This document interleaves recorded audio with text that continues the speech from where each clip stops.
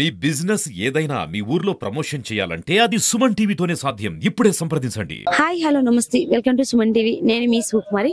So ఈ రోజు అయితే మనం నెల్లూరు జిల్లా కందుకూరు నియోజకవర్గం ఉల్లాపాడు మండలం అలగాయపాలెం గ్రామంలో అయితే మనం ఉన్నాం. సో మీ అందరికి తెలిసిందే మన రామేపట్నం పోర్టు దగ్గర అయితే బీపీసీఎల్ కంపెనీ అయితే తీసుకురావడం జరుగుతుంది. సో ఈ క్రమంలో ఏ ప్లేస్ లో పెట్టాలో మనకి తెలియదు. అంటే ఆల్రెడీ మనం బిఫోర్ వీడియో చేసిన తర్వాత ఏ ప్లేస్ లో పెడతారో ఇంకా అయితే నిర్ధారణ రాలేదని చెప్పి మనం చేయడం జరిగింది. సో ఈ క్రమంలో ఇప్పుడు ఎక్కడ పెట్టాలని చెప్పేసి ల్యాండ్ గురించి అయితే మాట్లాడడం జరుగుతుంది. ఈ విధంలో అయితే ఇక్కడ కొన్ని పొలాలు అయితే ఉన్నాయి. సో ఈ పొలాలు కానీ కరేడు గ్రామం కానీ అలగాయపాలెం గ్రామం కానీ సో ఈ గ్రామాలని కూడా మొత్తం కావాలని చెప్పేసి బీపీసీఎల్ కంపెనీ పెట్టాలని చెప్పేసి ప్రభుత్వం నిర్ణయం తీసుకుందని చెప్పేసి చెప్పడం జరుగుతుంది. సో ఈ టైంలో గ్రామస్తులు అయితే మేము ఒప్పుకోము, మేము ఇక్కడ పెడితే, ఎందుకంటే సో మేము చిన్నప్పటి నుంచి పుట్టి పెరిగి ఇక్కడే ఉన్నాం, మా జీవన ఆధారం మా వ్యవసాయం.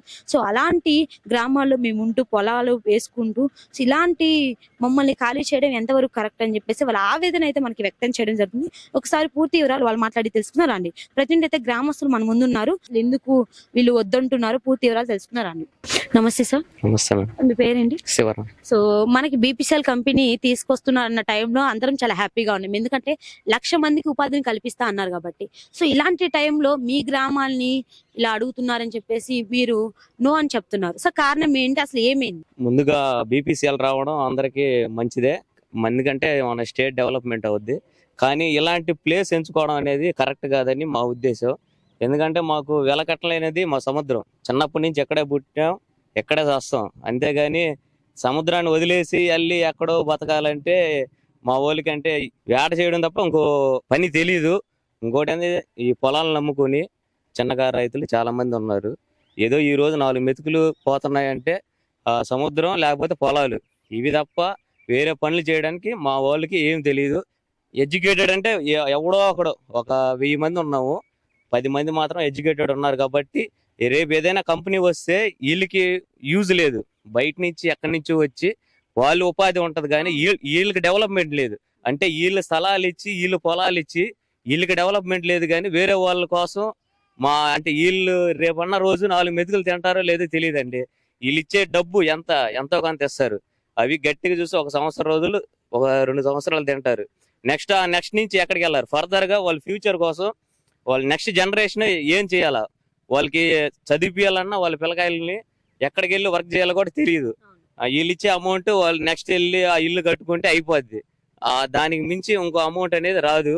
అదిగాక మనకి వాటర్ ఫెసిలిటీస్ అయితే ఏమి, మనకి 10-15 అడుగుల్లోనే వాటర్ వచ్చేస్తుంది, ఫ్రెష్ వాటర్. ఈ ఎయిర్, ఈ అట్మాస్ఫియర్ మాకు 10-12 వరకైనా మా జనాలంతా రోడ్ల పైన ఈ ఎయిర్ కోసం, ఈ గాలి కోసం మా వాళ్ళు ఇక్కడే ఉంటారు అనమాట. ఇళ్లలో కూడా ఎవరికి ఏసీలు ఉండవు.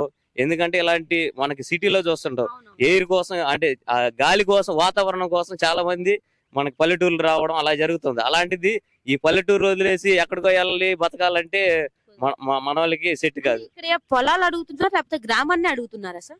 గ్రామాన్ని పొలాన్ని రెండు ఆడుతున్నారని మాకు సమాచారం వచ్చింది. అంటే ఈ గ్రామాన్ని ఒకవేళ అడిగినట్లయితే మీకు ఎక్కడైనా కల్పించే అవకాశాలు ఉన్నాయా, చెప్పారా? అదే ఇంకా చెప్పలేదు మనకి. ఫర్దర్ గా అంటే వచ్చారు, సర్వేలు చేసి వెళ్తుంటే మన వాళ్ళకి అంతలోకే భయాలు స్టార్ట్ అయింది. మనం ఎక్కడికి వెళ్తాము, ఫర్దర్ గా ఏంటి అంటే ఫ్యూచర్ ప్లాన్ ఏం తెలీదు.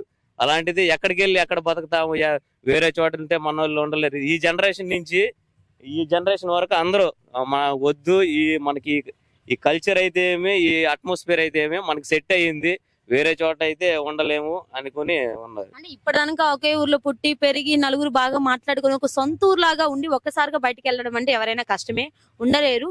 బట్ ఇప్పుడు పొలాలు అయితే ఇవ్వగలుగుతారా? పొలాలు కూడా ఇవ్వలేరండి. పొలాలు అంటే మనకి సంవత్సరానికి 2 క్రాప్లు వేస్తారు. 2 క్రాప్లు పచ్చడి పొలాలని మళ్ళీ పొలాలని ఇచ్చి వెళ్ళమంటే ఎవరు వెళ్ళలేరండి. ఆ పొలాలు నమ్ముకొని కూలీలు అయితేనేమి చాలా మంది బతుకుతా ఉన్నారు. ఫర్దర్ గా మన కంపెనీ వస్తే వీళ్ళందరూ ఆ కంపెనీలో జాయిన్ అవుతారా? దాని క్వాలిఫికేషన్ ఉంటది. ఎంతో కొంతమంది జాయిన్ అవుతారు, కానీ అన్ని గ్రామాల్లో 10,000 మంది వెళ్ళి ఒకే కంపెనీలో ఇలాంటి లేబర్ అనేది ఉండదండి. మీకు ఫర్దర్ గా ఎవరైనా కల్పించడం జరుగుతుందని చెప్పారా? ఏం చెప్పలేదండి, ఇంకా అలాంటిది ఏం రాలేదు. ఫర్దర్ గా అయితే వాళ్ళు వచ్చి మనకి సర్వే చేయడం వల్ల మాకు భయాందోళన స్టార్ట్ అయింది అనమాట. అందుకు మనకి స్టార్టింగ్ నుంచే మనం పోరాటం చేయాలన్న అది మా ఉద్దేశం. అంటే మీరు కూడా కాదు, కరేడ్ వాళ్ళు కూడా ఇదే చెప్తున్నారు, ఆ గ్రామం వాళ్ళు కూడా మేము యాక్సెప్ట్ చేయట్లేదు అని చెప్తున్నారు. మరి ఒకవేళ వాళ్ళు మిమ్మల్ని కాదని వాళ్ళు పెడితే ఏం చేస్తారు మీరు? ఏముందండి, ఇంకా ఎంతమంది ఇంకా చంపేసి వీళ్ళ శవాల మీదే వాళ్ళు ఏదైనా కంపెనీ స్టార్ట్ చేసుకుంటారు, ఏదైనా స్టార్ట్ చేసుకోమనొచ్చు. అది చెప్పడం. ఇప్పటి వరకు పొలాల మీద ఆధారపడ్డారు, అదే వేటకి వెళ్తారు చేపలు, సో అన్ని ప్లేసెస్ దగ్గరగా ఉన్నాయి, ఒక్కసారిగా దూరం వెళ్ళడం అంటే ఎవరికైనా కష్టం.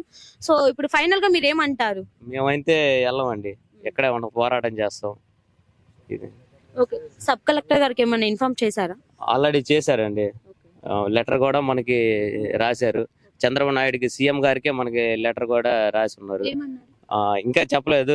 ఇంకా మా పెద్ద గ్రామంలో ఉన్న చాకిచర్ల, రామాయపట్నం, కరేడు వీళ్ళందరూ వెళ్ళి రాసి ఇవ్వడం జరిగింది. ఆల్రెడీ మనం చూస్తున్నట్లయితే రామాయపట్నం పోర్టు గురించి చూసినట్లయితే డెవలప్ అయింది, కానీ వాటి కోసం చేవూరు సగం భూములు అయితే పోవడం జరిగింది. వాళ్ళు కూడా చాలా బాధలో ఉన్నారు. మనకి ఈ అట్మాస్ఫియర్ ఎక్కడ దొరకదండి. ఎక్కడ మనకి ఎవరినైనా కందుకూరులైనా అడగండి, ఎక్కడ ఇప్పుడు హైదరాబాద్ నుంచి జాబ్ కోసం వెళ్తారు కదా, వాళ్ళు కూడా వచ్చి 1 డే 2 డేస్ స్పెండ్ చేయాలంటే అలగాయపాలెమే చూస్తారు. ఈ అట్మాస్ఫియర్ అనేది వాళ్ళకి అంత బాగుంటది. అది కాకుండా అలాంటి వాతావరణం, ఈ గాలి అనేది ఎక్కడ దొరకదు. నువ్వు ఎన్ని కోట్లు ఇచ్చినా గానీ ఈ వాతావరణం అంటే రాదు. ఇది ఊరి నుంచి ఎవరు వెళ్ళరండి. నమస్తే సార్. నమస్కారం. మరి మీ గ్రామము ఒకవేళ ఇచ్చే పని అయితే మీరు బయటికి వెళ్ళే వాళ్ళు కల్పించినట్లయితే మీరు యాక్సెప్ట్ చేస్తారా? ఇక్కడ తప్ప ఇంకా ఎక్కడ పోయినా మా వాళ్ళు బతకలేరు, అసలు పని కూడా చేయడానికి ఏం లేదు. ఇప్పుడు సపోజ్ ఉన్న ఊరు కన్న తల్లితో సమానం అంటారు, అలాంటిది మమ్మల్ని తల్లి కొడుకుల్లో ఎడ తీయటం కరెక్ట్ అయ్యేది. ఇప్పుడు మీకు తల్లినే వదిలే మేము పినతల్లినే చూపిస్తాం అడపోయి అంటారు. పినతల్లి చూసిద్దా? తల్లి లాంటి తల్లే పినతల్లి. అందుకని మేము ఇక్కడి నుంచి పోయే సమస్య లేదు. వాళ్ళు ఏదో అనుకుంటున్నారు. ఇప్పుడు మీకు పాలకులకు చెప్తున్నా, మీకు అధికారం వచ్చింది, పేదవాళ్ళని తీసుకెళ్లి ఆడో ఏటండి కదా రైలు గట్టు అవతల. ఇప్పుడు సముద్రమే మా జీవనం. మా తాత తరతరాల నుంచి కూడా సముద్రం చేపలు పట్టుకొని తింటాం. మీకు మేము అడ్డం ఏమి రాలేదే. మా తాత ఎంత ఎగర ఇచ్చి ఎట్ట కూడా బతుకుతున్నాం. మీ బడా కంపెనీలు తీసుకొచ్చి పెట్టడానిక. మరి మీరేమంటారు సార్? మాకైతే ఇష్టం లేదు మేడం. అది మేము నిద్ర లేస్తే సముద్రం చూడాలి, దానికి వచ్చే అమ్ముకుని దాన్ని తినాలన్నమాట. ఇక్కడైతే ఇక్కడి నుంచి అయితే కదిలే పరిస్థితి లేదు. కావాలంటే చచ్చని పోతాం కానీ ఇక్కడి నుంచి కదలము. మమ్మల్ని తీసుకెళ్లి సముద్రంలో వేసి వాళ్ళు ఏదైనా చేసుకోమను. ఈ ఏరియా మొత్తం తీసుకెళ్లి సముద్రంలో వేసేసి, అంతేగాని పోయే పరిస్థితి లేదు. వెళ్ళము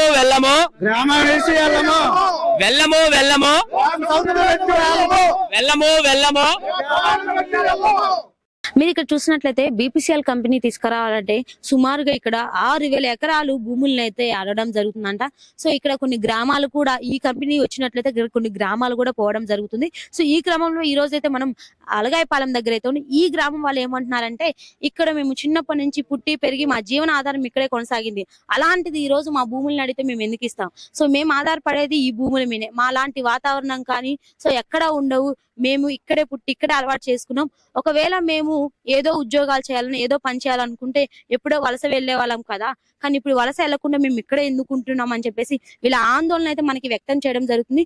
ఈ క్రమంలో ఇలా గ్రామాన్ని వదులుకోమంటే ఎవరికైనా కష్టం, మరి వీళ్ళైతే వీళ్ళ ఆవేదన మనకు వ్యక్తం చేయడం జరిగింది. మరి చూస్తూ ఉండాలి ఎలా జరిగింది ఏందో. సో ఇంకెందుకు, చూస్తూ ఉండండి. మరిన్ని అప్డేట్స్ కోసం మీ సుమన్ టీవీ కెమెరామెన్ చందుతో నేను మీ సుకుమారి.